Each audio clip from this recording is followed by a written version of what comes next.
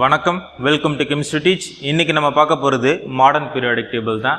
1913 Henry mostly கொண்டு வந்த modern periodic table இதுதான். இந்த மாடர்ன் பீரியாடிக் டேபிளை பற்றி நம்ம ஒரே கிளாஸில் ஃபுல் டீட்டெயிலையும் நம்மளால தெரிஞ்சுக்க முடியாது.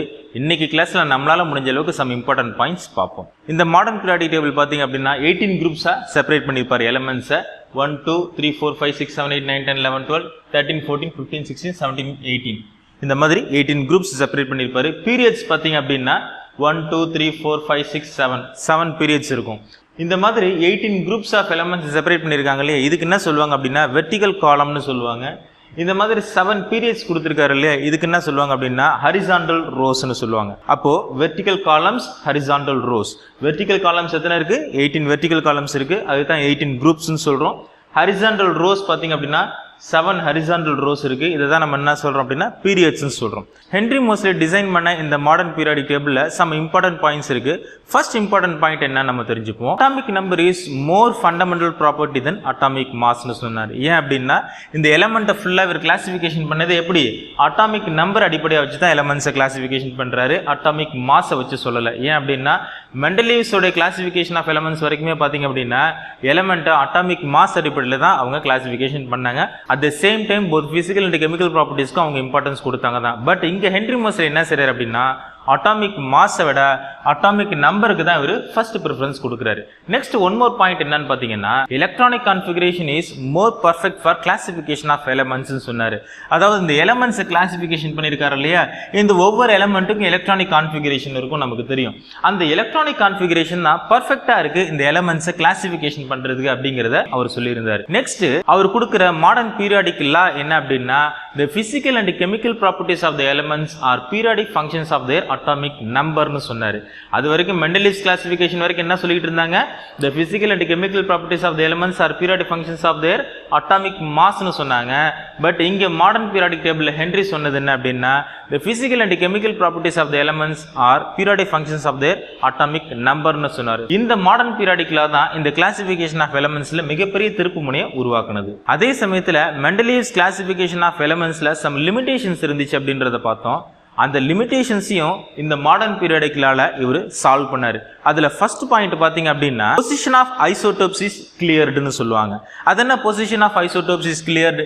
இந்த மாடர்ன் பீரியாடிக் டேபிள்ல ஐசோடோபிக் எலமெண்ட்டுக்கு பொசிஷன் இவர் கரெக்டா கொடுத்துட்டாருன்னு சொல்றாங்க. அது எப்படி, என்ன காரணம் அப்படின்னா இவர் எலமெண்ட் அரேஞ்ச் பண்ணது அட்டாமிக் நம்பர் அடிப்படையாக வச்சு நம்ம சொல்லியிருக்கிறோம். அப்போ அட்டாமிக் நம்பர்னு சொல்லும்போது நம்பர் ஆஃப் புரோட்டான்ஸ் அடிப்படையாக வச்சு தான் இப்போ எலமெண்ட்டை நம்ம அரேஞ்ச் பண்ணியிருக்கிறோம். நமக்கு ஒரு விஷயம் நல்லா தெரிஞ்சிருக்கணும், ஐசோடோபிக் எலமெண்ட்லாம் இருக்கு இல்லையா, அந்த எலமெண்ட்டுக்குலாம் பார்த்தீங்கன்னா அட்டாமிக் நம்பர் சேமாக இருக்கும், மாஸ் நம்பர் மட்டும்தான் டிஃப்ரெண்ட்டாக இருக்கும். ஃபார் எக்ஸாம்பிள் கார்பன் இருக்குன்னு வச்சுக்கோமே, கார்பனோட அட்டாமிக் நம்பர் பார்த்தீங்க அப்படின்னா 6, மாஸ் நம்பர் 12 இருக்குது. ஐசோடோபிக் எலமெண்ட்ல பார்க்கும்போது 12, 13, 14 இந்த மாதிரி 3 டைப்ஸ் ஆஃப் ஐசோடோப்ஸ் இருக்குன்னு வச்சுப்போம். இங்க அட்டாமிக் மாஸ்னு கொண்டுட்டு வந்தீங்க அப்படின்னா 3 இடம் கொடுக்கணும் கார்பனுக்கு. ஸோ 3 பிளேஸ் செப்பரேட் பண்ணி கொடுத்தீங்க அப்படின்னா பீரியாடிக் டேபிள் ரொம்ப எக்ஸ்பேண்ட் ஆகிட்டு போயிட்டே இருக்கும். நாட் ஒன்லி கார்பன், எல்லா எலமெண்ட்டுக்குமே நம்பர் ஆஃப் ஐசோடோப்ஸ் இருக்கு. அப்போ ஐசோடோபிக் எலமெண்ட்டுக்கு மாஸ் வச்சு நீங்க அரேஞ்ச்மெண்ட் கொடுத்தீங்க அப்படின்னா ஒவ்வொரு எலமெண்ட்டுக்கும் கிட்டத்தட்ட 4 or 5 பிளேசஸ் கொடுக்கணும். அப்போ பீரியாடிக் டேபிள் ரொம்ப ப்ராடா இருக்கும். இந்த இடத்துல தான் ஹென்ரி மோஸ்லி ஈஸியா சால்வ் பண்றாரு. அட்டாமிக் நம்பரை வச்சு ஒரு எலமெண்ட் அரேஞ்ச்மெண்ட் பண்றதுனால மாஸை பத்தி இவர் கவலைப்பட வேண்டிய அவசியம் இல்லை. ஒன்று இன்னொன்று, இவர் இங்க கொடுத்துருக்கக்கூடிய அட்டாமிக் மாஸ் எல்லாமே ஆவரேஜ் அட்டாமிக் மாஸ் தான். நம்ம ஃபர்ஸ்ட் சாப்டர்ல படிச்சிருக்கிறோம் ஆவரேஜ் அட்டாமிக் மாஸ்னா என்ன அப்படிங்கிறது. ஒவ்வொரு எலமெண்ட்டுக்கும் 3 or 4 டைப்ஸ் ஆஃப் ஐசோடோப்ஸ் இருக்குது அப்படின்னா அவங்களுடைய ஆவரேஜ் அட்டாமிக் மாஸ் தான் இங்க ஒவ்வொரு எலமெண்ட்டுக்கும் இவர் இங்க கொடுக்குறாரு. அப்போ ஐசோடோபிக் எலமெண்ட் எத்தனை இருந்தாலும் சரி நமக்கு அதை பத்தி கவலை இல்லை, மாஸ் அப்படிங்கிறது ஒன்று தான் வரும். அட்டாமிக் நம்பர் எல்லாருக்குமே காமன் தான். ஒவ்வொரு எலமெண்ட்டும் டிஃப்ரெண்ட் ஐசோடோபிக்கல் எலமெண்டா இருந்தாலும் அட்டாமிக் நம்பர் அப்படிங்கிறது சேஞ்ச் ஆக போறது இல்லை. ஏன்னா நம்பர் ஆஃப் புரோட்டான்ஸ்ங்கிறது அப்படியே தான் இருக்கும், நியூட்ரான்ஸோட கவுண்டிங்ஸ் தான் இன்க்ரீஸ் ஆகுது. அதனால தான் ஐசோடோபிக் எலமெண்ட் அவங்க இருக்கிறாங்க. அப்போ அந்த ப்ராப்ளத்தை இந்த மாடர்ன் பீரியாடிக் டேபிள்ல ஹென்ரி மோஸ்லி ஈஸியா சால்வ் பண்ணிடுறாரு. நெக்ஸ்ட் இன்னொரு லிமிடேஷன் சால்வ் பண்றாரு. என்னன்னு பாத்தீங்கன்னா position of hydrogen is well எக்ஸ்பிளைன்ட்னு சொல்றாங்க. ஹென்ரி மோஸ்லி மாடர்ன் பீரியாடிக் டேபிள்ல ஹைட்ரஜனுக்கு சரியான பொசிஷன் கொடுத்திருக்காரு. எப்படின்னு பாத்தீங்கன்னா ஹைட்ரஜன் அல்கலி மெட்டல்ஸ் மாதிரியே both halogens and oxygen sulfur இவங்க கூடலாம் ரியாக்ட் பண்ணி சம் காம்பவுண்ட் ப்ரொடியூஸ் பண்ணுவாங்க. ஹைட்ரஜன் அல்கலி மெட்டல்ஸ் மாதிரி ஆக்ட் பண்ணுவாரு, பட் அவர் அல்கலி மெட்டல்ஸ் கிடையாது. அட் த சேம் டைம் இவர் சல்ஃபர், ஆக்சிஜன், ஹாலஜன்ஸ் இவங்க கூட ரியாக்ட் பண்ணுவார். இன்னொன்று இவரும் டயாட்டாமிக் மாலிகுல் தான். இவர் அல்கலி மெட்டல்ஸ் மாதிரி ஆக்ட் பண்ணுறாருன்றதுனால நம்ம அல்கலி மெட்டல்ஸோட லிஸ்ட்டில் கொண்டு போய் ஆட் பண்ணவும் முடியாது. காரணம் என்னன்னா இவர் மெட்டல் கிடையாது. உங்களுக்கு ஒரு சந்தேகம் வரலாம், என்ன சார் அப்போ அல்கலி மெட்டல் லிஸ்ட்டில் தானே ஹைட்ரஜன் வச்சிருக்காங்க, அப்போ இந்த குரூப்பில் அவர் கிடையாதுன்னா? அதனால தான் அவரோட கலரிங் பாருங்க கொஞ்சம் டிஃப்ரெண்ட்டாக இருக்கும். அல்கலி மெட்டல்ஸோட கலர்ஸ்லாம் வேற மாதிரி இருக்கும், அந்த குரூப்புக்கு மேலே வச்சிருக்காங்க, அவ்வளோதான். சம் மாடர்ன் பீரியாடிக் டேபிளில் உங்கள் ஸ்கூல்லையோ அல்லது காலேஜ்லேயோ பார்த்தீங்க அப்படின்னா ஹைட்ரஜனை கொஞ்சம் ஐசோலேட் பண்ணி வச்சிருப்பாங்க அல்லது கொஞ்சம் சென்டர் பண்ணியிருப்பாங்க. இந்த ஹைட்ரஜனுக்கு எலக்ட்ரானிக் கான்ஃபிகரேஷன் 1s1 வர்றதுனால ஸோ ஸ்டார்டிங்காக இருக்கிறதுனால இந்த ஃபர்ஸ்ட்ல கொண்டு வந்து வச்சிருக்காங்க. பட் கலர் டிஃபரன்ஷியேட் பண்ணியிருப்பாங்க. அதை வச்சு தான் நம்ம இவங்க ரெண்டு பேருக்கு இடையில ஏதோ டிஃபரன்ஸ் இருக்குன்றதை நம்ம புரிஞ்சுக்கணும். இன்னொரு விஷயம், இந்த ஹைட்ரஜனோட atomic size very smallest size. So அதே சமயத்தில் ஹைட்ரஜன் மற்ற எலமெண்ட்டை கம்பேர் பண்ணும்பொழுது ஹைட்ரஜனுக்கு சம் பெக்யூலியர் கேரக்டரிஸ்டிக் இருக்கிறதுனால ஹென்ரி மோஸ்லி சரியான பொசிஷன் கொடுத்ததா தான் சொல்றாங்க. அதே சமயத்தில் ஹென்ரி மோஸ்லே மெண்டலியஸ் கிளாசிபிகேஷன்ல இருந்த இன்னொரு லிமிடேஷன்ஸையும் சால்வ் பண்றாரு. என்ன அப்படின்னா, there is no element present in between hydrogen and helium. Hydrogen and helium ஆட்டம்க்கு இன் பிட்வீன்ல வேற ஏதாவது எலமெண்ட் இருக்கிறதுக்கு வாய்ப்பு இருக்குதா? அதாவது 1.5 அட்டாமிக் நம்பர்ல ஏதாவது எலமெண்ட் இருக்கு, சான்சஸ் இருக்கான்னு கேட்கும் பொழுது கண்டிப்பா அப்படி ஒரு எலமெண்ட் ஹைட்ரஜனுக்கு ஹீலியம்க்கு இடையில இருக்கிறதுக்கு வாய்ப்பு கிடையாதுங்கிறது ஹென்ரி மோஸ்லி ரொம்ப தெளிவா சொன்னார். என்ன காரணம் அப்படின்னா, இந்த அட்டாமிக் நம்பர்ஸ் அப்படிங்கிறது நம்பர் ஆஃப் புரோட்டான்ஸ் அடிப்படையாக வச்சு தான் நம்ம அரேஞ்ச்மெண்ட் பண்றோம். அப்போ ஒவ்வொரு ஆட்டம்லயும் நம்பர் ஆஃப் புரோட்டான்ஸ் இருக்கு. 1 2 3 4 5 சொல்லி இந்த மாதிரி ஹோல் நம்பர்ஸ்ல தான் உங்களுக்கு நம்பர் ஆஃப் புரோட்டான்ஸ் இன்க்ரீஸ் ஆகுது. 1.5 1.3 இந்த மாதிரி டெசிமல்ல புரோட்டான்ஸ் இருக்கிறதுக்கு வாய்ப்பு கிடையாது. அப்போ ஹைட்ரஜனுக்கும் ஹீலியம்க்கு இன் பிட்வீன்ல 1.5 அட்டாமிக் நம்பர்ல எந்த ஒரு ஆட்டமும் இருக்கிறதுக்கு சான்சஸ் இல்ல அப்படிங்கறத ரொம்ப தெளிவா சொன்னாரு ஹென்ரி மோஸ்லி. நெக்ஸ்ட் மெண்டலியஸ் கிளாசிபிகேஷன்ல இருந்த இன்னொரு லிமிடேஷன்ஸ் ஹென்ரி மோஸ்லி சால்வ் பண்ணாரு. என்ன அப்படின்னா, position of cobalt and nickel is கிளியர்டுன்னு சொல்லுவாங்க. அது என்ன position of cobalt and nickel is கிளியர்டு? அட்டாமிக் மாஸ் கோபால்ட் பாத்தீங்கன்னா 58.933, நிக்கலுடைய மாஸ் பாத்தீங்கன்னா 58.693. மெண்டலியஸ் கிளாசிபிகேஷன் அட்டாமிக் மாஸ் வச்சு தான் அரேஞ்ச்மெண்ட் பண்றாரு. அப்படி பார்த்தா நிக்கல் ஃப்ரண்ட்ல வரணும், கோபால்ட் அடுத்து வந்திருக்கணும். பட் அவர் அப்படி செய்யல, கோபால்ட்டை ஃப்ரண்ட்ல கொண்டுட்டு வந்துட்டாரு, நிக்கலை அதுக்கு அப்புறம் தான் அரேஞ்ச்மெண்ட் பண்ணாரு. இதை பத்தி மெண்டலிஸ்ட் கொஸ்டின் பண்ணும்பொழுது அவர் சொன்னது என்ன அப்படின்னா, நான் பிசிக்கல் அண்ட் கெமிக்கல் ப்ராப்பர்ட்டிஸ்க்கு இம்பார்ட்டன்ஸ் கொடுக்கறதுனால கோபால்ட்டை ஃப்ரண்ட்லயும் நிக்கல் அடுத்தமா கொண்டுட்டு வந்தேன் அப்படின்னு சொல்லி அதை சொல்லி முடிச்சிட்டாரு.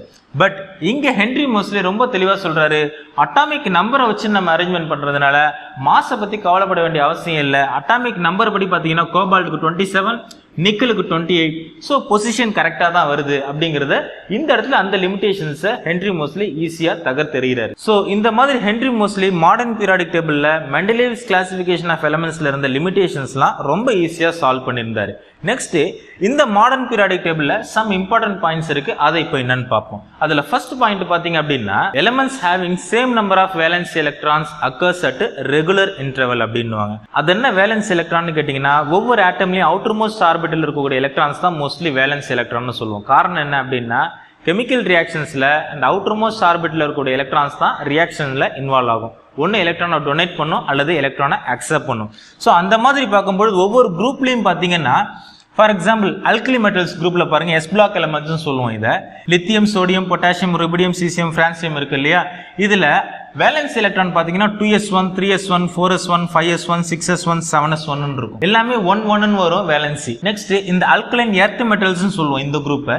இந்த குரூப்ல பாத்தீங்கன்னா beryllium, magnesium, calcium, strontium, barium, radium இருக்கு இல்லையா, இவங்களுக்கு வேலன்ஸ் எலக்ட்ரான் பாத்தீங்கன்னா 2s2, 3s2, 4s2, 5s2, 6s2 சொல்லுவோம். இந்த மாதிரி ஒவ்வொரு எலமெண்ட்டுக்கும் வேலன்ஸ் எலக்ட்ரான் இருக்குது. Element having same number of valence electrons occurs at regular interval. அது என்ன ரெகுலர் இன்டர்வல்? அந்த ஒவ்வொரு குரூப்பையும் செப்பரேட் பண்றதுக்கு ரெகுலரான ஒரு இன்டர்வல் கிடைக்குது இல்லையா, அந்த ரெகுலர் இன்டர்வல் எதை பேசிஸ்ல வருதுன்னு பாத்தீங்கன்னா, இந்த எலக்ட்ரானிக் கான்ஃபிகரேஷன்ல இருக்கக்கூடிய அந்த வேலன்ஸ் எலக்ட்ரானை அடிப்படை வச்சுதான் இந்த குரூப் செப்பரேஷன் பண்றதுக்கு ஈஸியா இருக்கு. அதை தான் அவர் அந்த பாயிண்ட்ல மென்ஷன் பண்றாரு. நெக்ஸ்ட் பாயிண்ட் பாத்தீங்கன்னா, maximum number of electrons which can be accommodated in various shells of an atom னு சொல்றாரு. அதாவது 2, 8, 18 சொல்றோம் இல்லையா, ஒவ்வொரு ஷெல்ஸ்லயும் இருக்கக்கூடிய எலக்ட்ரான் கவுண்டிங். இதுல பாத்தீங்கன்னா பீரியட்ஸ் சொல்றோம் இல்லையா, அதாவது first, second, third, fourth, fifth, sixth, செவன்த்னு சொல்றோம் இல்லையா, இந்த பீரியட்ஸ் சொல்றோம் இல்லையா, இந்த பீரியட்ஸ் பாத்தீங்கன்னா ஷெல்ஸை தான் குறிப்பிடுது. K, L, M, N, O, P, Q னு சொல்லலாம். ஃபார் எக்ஸாம்பிள் ஃபர்ஸ்ட் ஷெல்னு எடுத்துப்போம், K ஷெல்னு எடுத்துப்போம், அதாவது first period hydrogen and helium. So 2 electron தான் இருக்கும் அந்த K ஷெல்லில். நெக்ஸ்ட் Lன்னு எடுத்துப்போம், அதாவது second period lithium, beryllium, boron, carbon, nitrogen, oxygen, fluorine, neon. டோட்டலாக பார்த்தீங்கன்னா அந்த ஷெல்லில் 8 எலக்ட்ரான்ஸ் இருக்கும். தேர்ட் பீரியட்லையும் பார்த்தீங்கன்னா sodium magnesium aluminium silicon phosphorus sulphur chlorine argon அப்படின்னா என்ன, அதுலேயும் 8 எலக்ட்ரான்ஸ் இருக்குது. நெக்ஸ்ட் ஃபோர்த் பீரியட் பாருங்க, அதாவது ஃபோர்த் ஷெல், இதில் பார்த்தீங்கன்னா 18 எலக்ட்ரான் இருக்கும். ஃபிஃப்த் ஷெல்லில் பார்த்தீங்க அப்படின்னா 18 எலக்ட்ரான் இருக்கும்.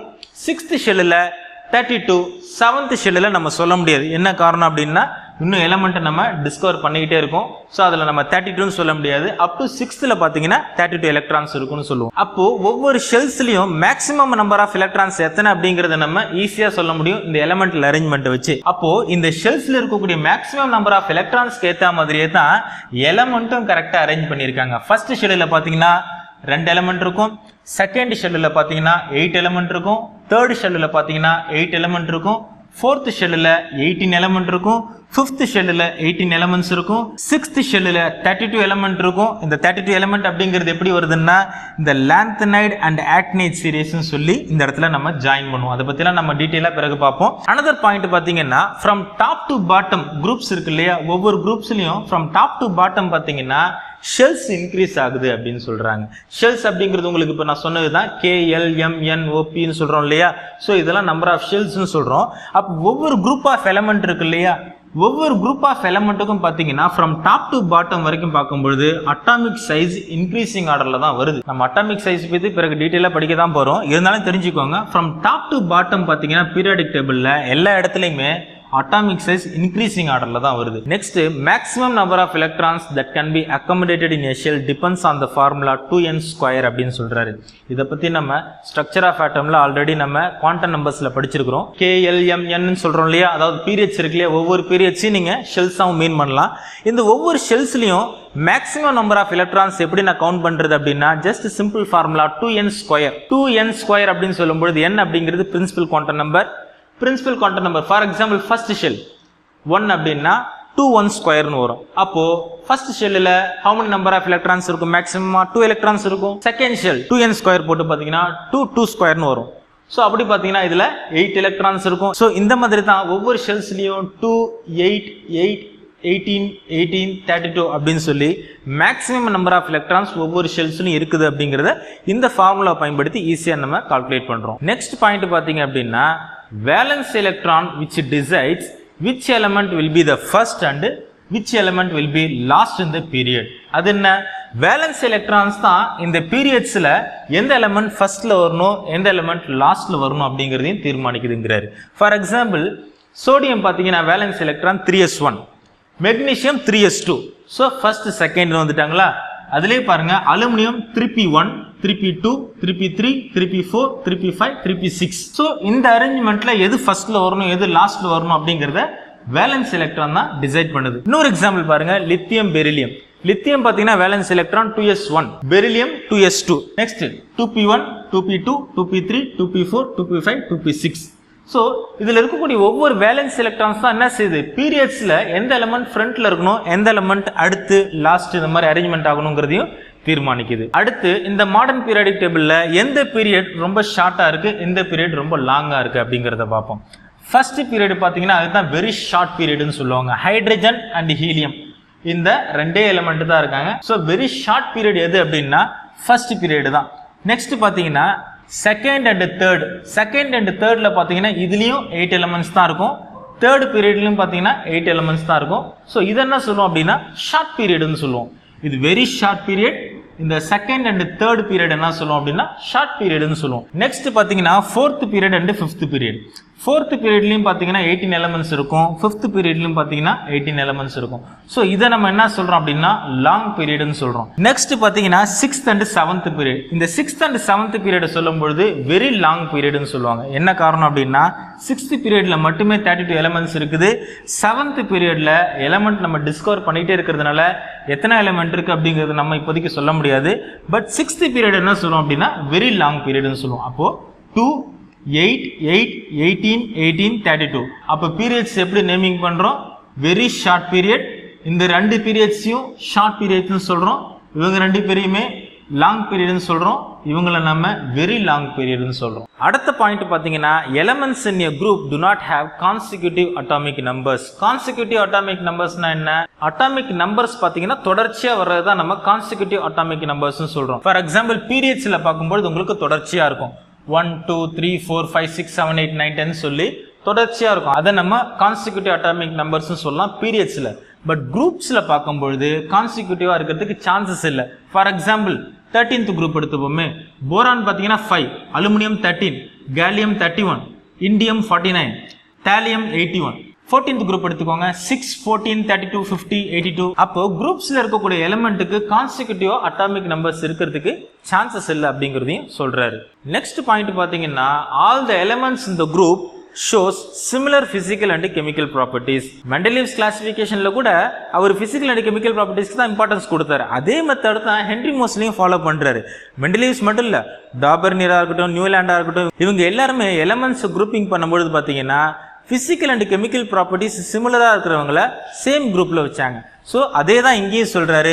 ஒவ்வொரு குரூப்ல இருக்கக்கூடிய எலிமெண்ட்டுக்கும் பாத்தீங்கன்னா பிசிக்கல் அண்ட் கெமிக்கல் ப்ராப்பர்ட்டிஸ் சிமிலரா இருக்கும் அப்படிங்கிறதையும் சொல்றாரு. அதே சமயத்துல இந்த மாடர்ன் பீரியாடிக் டேபிள்ல குரூப்ஸ் ஆஃப் எலிமெண்ட்டுக்கு ஈஸியா நம்ம வேலன்ஸ் எலக்ட்ரான் சொல்ல முடியும். அது எந்தெந்த குரூப்னு பாத்தீங்கன்னா ஃபர்ஸ்ட் அண்ட் செகண்ட் பீரியட்ல பாத்தீங்கன்னா ஃபர்ஸ்ட் பீரியட்ல இருக்கக்கூடிய எலிமெண்ட்டுக்கு எல்லாமே வேலன்ஸ் எலக்ட்ரான் 1, செகண்ட் குரூப்ல இருக்கக்கூடிய எலிமெண்ட்டுக்கு வேலன்ஸ் எலக்ட்ரான் எல்லாருக்குமே 2 தான்.